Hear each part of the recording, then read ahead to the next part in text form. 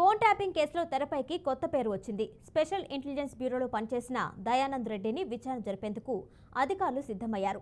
ఎస్ఐబిలో సుదీర్ఘకాలం పనిచేసిన దయానంద్ రెడ్డికి ఫోన్ ట్యాపింగ్ వ్యవహారంలో ఏవైనా ప్రభాకర్ రావుకు అత్యంత నమ్మకస్తుడిగా పేరుంది. దయానంద్ రెడ్డితో పాటు ఓ ఇన్స్పెక్టర్కు నోటీసులు ఇచ్చి విచారణ చేపట్టాలని ఈ కేసు దర్యాప్తు చేపట్టిన స్పెషల్ టీం భావిస్తుంది. మరోపక్క ఈ కేసులో ఇప్పటికే నలుగురిని అరెస్ట్ చేశారు. ఇప్పటికే కస్టడీలో ఉన్న అదనపు ఎస్పీలు భుజంగరావు, తిరుపతనులు ఇవాళ 4వ రోజు విచారణ చేపట్టే అవకాశం ఉంది.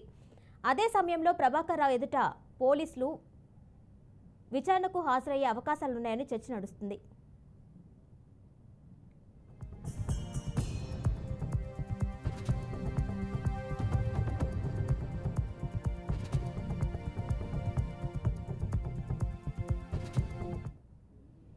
ఫోన్ ట్యాపింగ్ కేసులో పోలీసులు నాంపల్లి కోర్టును ఆశ్రయించారు. మాజీ ఓఎస్డీ రాధాకిషన్ రావును 10 రోజుల కస్టడీ కోరుతూ పిటిషన్ దాఖలు చేశారు. దీనిపై కౌంటర్ దాఖలు చేస్తామని రాధాకిషన్ తరపు న్యాయవాది తెలిపారు. దీంతో మధ్యాహ్నం ఈ పిటిషన్పై వాదనలు జరిగే అవకాశం ఉంది. అదే సమయంలో ఈ కేసులో టెలిగ్రాఫ్ యాక్ట్ నమోదుపై వాదనలు జరగాల్సి ఉంది.